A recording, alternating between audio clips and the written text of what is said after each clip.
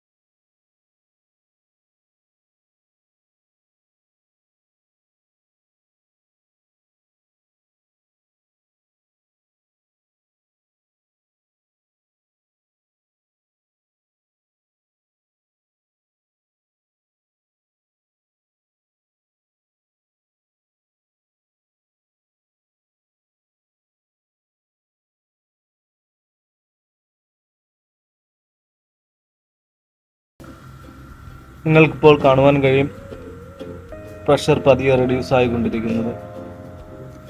ഏറ്റവും പ്രധാനപ്പെട്ട കാര്യമാണിത്.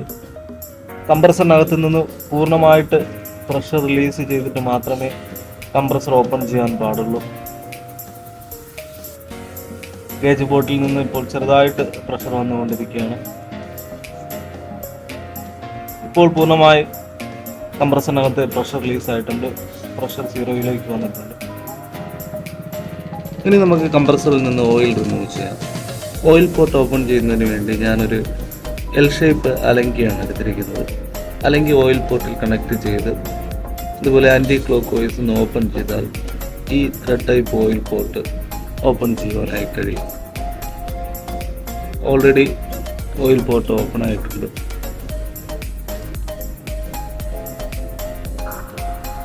ഇനി നമുക്കിതുപോലെ ഓയിൽ പോർട്ടിൽ ത്രെഡ് പതിയെ റിമൂവ് ചെയ്യാവുന്നതാണ്. പൂർണ്ണമായിട്ട് റിമൂവ് ചെയ്യുന്നതിന് മുന്നായി നമുക്ക് അകത്തെ ഓയിൽ പ്ലാസ്റ്റിക് കവർ എടുത്തിട്ട് നമുക്ക് ആ പഴയ ഓയിലിന് ഇതിലേക്ക് ഒഴിക്കാവുന്നതാണ്. ഇതുപോലെ പതിയെ ത്രെഡ് ഓപ്പൺ ചെയ്ത് കംപ്രസറിനകത്തെ ഓയിൽ പ്ലാസ്റ്റിക് കവറിലേക്ക് നമുക്ക് എടുക്കാവുന്നതാണ്. നിങ്ങൾക്ക് കാണുവാൻ കഴിയും ഇപ്പോൾ ഓയിൽ പോർട്ട് പൂർണ്ണമായി ഓപ്പൺ ആയിട്ടുണ്ട്. അല്പം ഓയിൽ മാത്രമേ പുറത്തേക്ക് വന്നുള്ളൂ.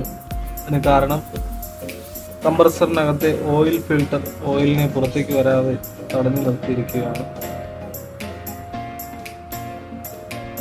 നമ്മൾ ഉപയോഗിച്ച അലങ്കി എടുത്ത് തന്നെ നമുക്ക് ഓയിൽ ഫിൽട്ടറിനെ പുറത്തേക്ക് എടുക്കാവുന്നതാണ്.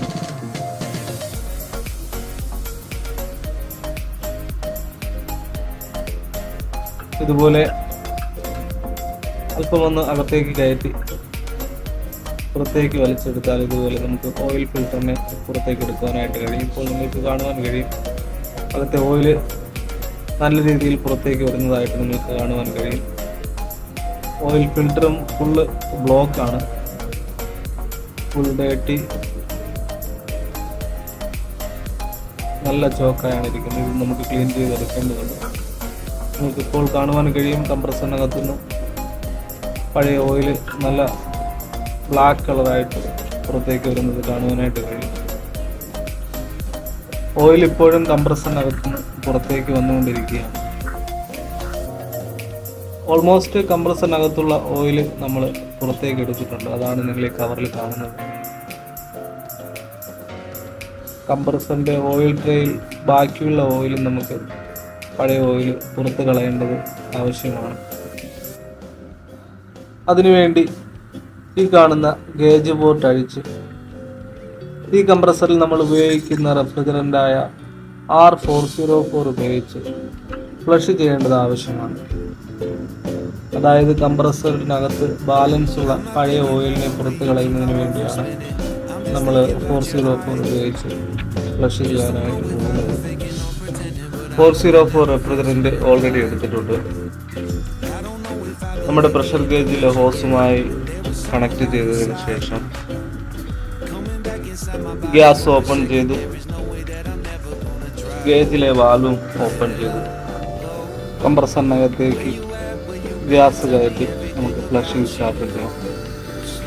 നിങ്ങൾക്ക് കാണുവാൻ കഴിയും, ഇപ്പോൾ കംപ്രസറിനകത്ത് നിന്ന് പഴയ ഓയിലെല്ലാം പുറത്തേക്ക് വരുന്നതാണ്.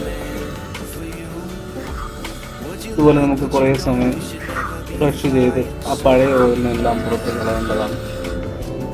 കംപ്രസറിലേക്ക് ഓയിൽ റീഫിൽ ചെയ്യുന്നതിന് മുൻപ് ഇതുപോലെ ഫ്ലഷ് ചെയ്യേണ്ടത് ആവശ്യമാണ്. നമുക്കല്പം ഗ്യാസ് നഷ്ടമാകുന്നുവെങ്കിലും ഫ്ലഷിംഗ് ഇമ്പോർട്ടൻ്റ് ആയിട്ട് ചെയ്യേണ്ട ഒരു കാര്യമാണ്. കാരണം കംപ്രസറിനകത്ത് മൂവിങ് പാർട്സ് ഉള്ളതിനാൽ വളരെ ചെറിയ മെറ്റൽ പാർട്ടിക്കിൾസും അതുപോലെ തന്നെ പൊടിപടലങ്ങളും പഴയ ഓയിലിലെ അഴുക്കുമൊക്കെ കംപ്രസറിനകത്തുണ്ടാകും. ഇത് നമ്മളിപ്പോൾ ചെയ്യുന്നത് പോലെ ഫ്ലഷ് ചെയ്ത് കളയുകയാണെങ്കിൽ കംപ്രസർ സുഗമമായി പ്രവർത്തിക്കാനിടയായിട്ടില്ല. അതുപോലെ ഈ മെറ്റൽ പാർട്ടിക്കിൾസും പൊടിപടലങ്ങളും കംപ്രസറിനകത്തുണ്ടായാൽ അഥവാ നമ്മൾ ഫ്ലഷ് ചെയ്യാതിരുന്ന സിസ്റ്റത്തിലെ പാസേജിനെ ക്ലോഗപ്പ് ചെയ്യുവാനിടയായിട്ടില്ല, അഥവാ ബ്ലോക്ക് ചെയ്യുവാനൊക്കെ കാരണമായിട്ടില്ല. നമ്മുടെ ഫ്ലഷിങ് ഏകദേശം കഴിഞ്ഞുകൊണ്ടിരിക്കുകയാണ്. ഇനി നമുക്ക് മാനിഫോൾഡ് ഗേജിൽ വാൽവും ക്ലോസ് ചെയ്ത് നമ്മുടെ ഗ്യാസും നമുക്ക് ക്ലോസ് ചെയ്യാം. ഫ്ലഷിങ് കഴിഞ്ഞു. ഇനി ഈ കാണുന്ന ഓയിൽ ലെവൽ സൈറ്റ് ഗ്ലാസ് അഴിച്ച് നമുക്ക് ക്ലീൻ ചെയ്യാം. ഈ 3 ബോൾട്ടും അഴിച്ച് നമുക്ക് സൈറ്റ് ഗ്ലാസ് പുറത്തെടുക്കാനായിട്ട് കഴിയും. ഈ സൈറ്റ് ഗ്ലാസ്സിൽ കൂടിയാണ് നമ്മൾ ഓയിലിൻ്റെ ലെവൽ മോണിറ്റർ ചെയ്യുന്നത്, ഓയിലിൻ്റെ ക്വാളിറ്റി മനസ്സിലാക്കുന്നത്. ഇതൊരു ഫ്ലാറ്റ് ഫ്യൂസ്ഡ് സൈഡ് ഗ്ലാസ് ആണ്. ഒരുപാട് types of side glass available ആണ്. പ്രധാനമായും bullseye side glass, column side glass, 3D side glass തുടങ്ങിയവ. ഈ പറഞ്ഞ പോലെ 3D സൈഡ് ഗ്ലാസ് വഴി നമുക്ക് ഓയിലിൻ്റെ ലെവല് 3 ഡയമെൻഷനിൽ കാണുവാനായിട്ട് കഴിയുന്നതാണ്. നമ്മുടെ ഈ സൈറ്റ് ഗ്ലാസിൻ്റെ വർക്കിംഗ് ടെമ്പറേച്ചർ എന്ന് പറയുന്നത് -40°C to 200°C ആണ്. പുറം ഭാഗം നമുക്ക് ക്ലീൻ ചെയ്തതിന് ശേഷം നമുക്ക് സൈഡ് ഗ്ലാസ് ഫിക്സ് പാക്ക് ചെയ്യാവുന്നതാണ്.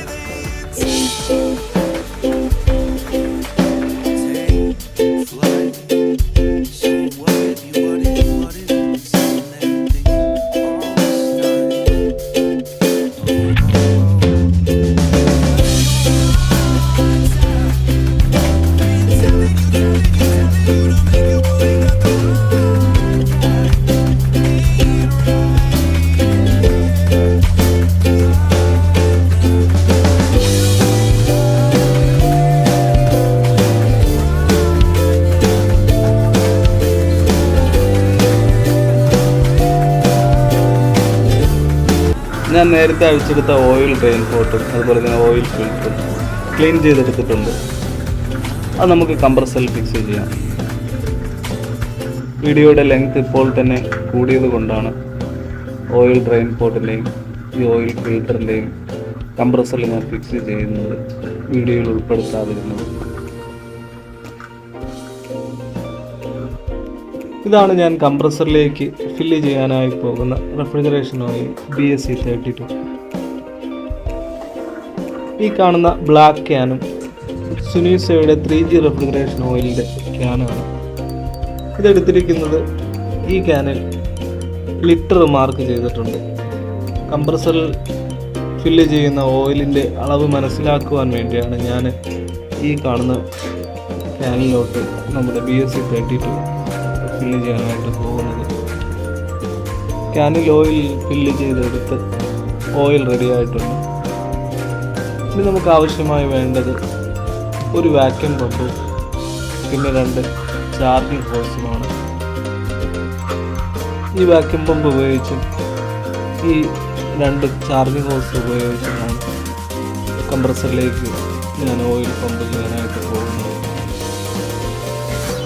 നമുക്ക് ഇതെല്ലാം എടുത്തുകൊണ്ട് കംപ്രസറിനടുത്തേക്ക് പോകാം.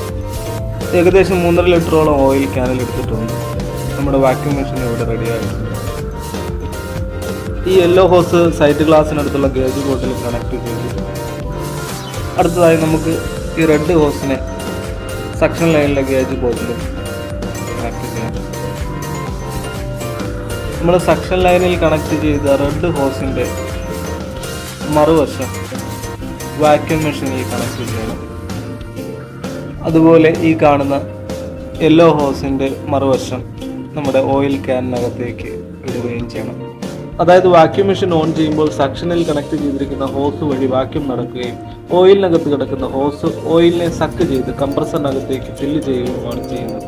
ഇനി നമുക്ക് വാക്യൂം പമ്പ് ഓൺ ചെയ്യാം. നമ്മൾ വാക്യൂം പമ്പ് ഓൺ ചെയ്ത് വാക്യൂം മെഷീൻ വഴി സക്ക് ചെയ്യുന്ന ഓയിൽ കംപ്രസറിനകത്തേക്ക് വീഴുന്നത് നിങ്ങൾക്ക് ഇപ്പോൾ കാണുവാനായിട്ട് കഴിയും.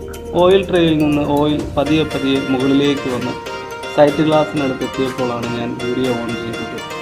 കാരണം സൈറ്റ് ഗ്ലാസിനടിയിലുള്ളത് വീഡിയോയിൽ കാണാൻ കഴിയാത്തത് കൊണ്ടാണ്. കംപ്രസറിനകത്തേക്ക് ഓയിൽ പതിയെ പതിയെ വീഴുന്നുണ്ട്. ഇപ്പോൾ ഏകദേശം 1/2 ലിറ്ററോളം ഓയിൽ കംപ്രസറിനകത്തേക്ക് ഫില്ലായിട്ടുണ്ട്. നമുക്കിനി വാക്യൂം മെഷീൻ ഒന്ന് ഓഫ് ചെയ്ത് ഓയിൽ ഏതുവരെ എത്തിയെന്ന് നോക്കാം. ഏകദേശം പകുതിയോളം ഓയിൽ എത്തിയിട്ടുണ്ട്. ഇവിടെ ഈ പ്ലേറ്റിൽ കംപ്രസറിൽ ആവശ്യമായി ഫില്ല് ചെയ്യുവാനുള്ള ഓയിലിന്റെ മാക്സിമം അളവും മിനിമം അളവും രേഖപ്പെടുത്തിയിട്ടുണ്ട്. ഈ BSE32 എന്ന് പറയുന്നത് കംപ്രസറിൽ ഇപ്പോൾ ഫില്ല് ചെയ്യുന്ന ഓയിലിന്റെ പേരാണ്. ഇത്രയും ഓയിൽ കൂടി വേണം മാക്സിമത്തിലേക്ക് എത്തുവാൻ. നമുക്ക് വീണ്ടും വാക്യൂം മെഷീൻ ഓൺ ചെയ്ത് ഓയിൽ കംപ്രസറിനകത്തേക്ക് ഫില്ല് ചെയ്യാം. ഒരു കംപ്രസർ റെഫ്രിജറേഷൻ ഓയിലിന്റെ പർപ്പസ് എന്താണെന്ന് നമുക്ക് നോക്കാം. കംപ്രസറിന്റെ സ്മൂത്ത് ആയിട്ടുള്ള പ്രവർത്തനം ഉറപ്പാക്കാൻ റെഫ്രിജറേഷൻ ഓയിൽ ആവശ്യമാണ്. കംപ്രസറിൽ ഓയിലിന് ധാരാളം പർപ്പസുകൾ ഉണ്ടെങ്കിലും മെയിനായി ലൂബ്രിക്കേഷന് വേണ്ടി ഫ്രിക്ഷൻ റെഡ്യൂസ് ചെയ്യുന്നതിനുമാണ് റെഫ്രിജറേഷൻ ഓയിൽ കംപ്രസറിൽ ഉപയോഗിക്കുന്നത്. കംപ്രസറിനകത്ത് മൂവിംഗ് പാർട്സുകൾ ഉള്ളതിനാൽ ഫ്രിക്ഷൻ കാരണം ഈ മൂവിംഗ് പാർട്സുകൾ തേയ്മാനം കൂടാതെ പ്രൊട്ടക്റ്റ് ചെയ്യുവാൻ ഓയിലിന് കഴിയുന്നു. കംപ്രസറിനകത്തെ മൂവിംഗ് പാർട്സുകളായ പിസ്റ്റൺ, റോട്ടർ, ക്രാങ്ക് ഷാഫ്റ്റ് മുതലായവ ഓയിലിന്റെ ലൂബ്രിക്കേഷൻ കാരണം വളരെ സ്മൂത്തായി റൺ ചെയ്യുവാനും കഴിയും.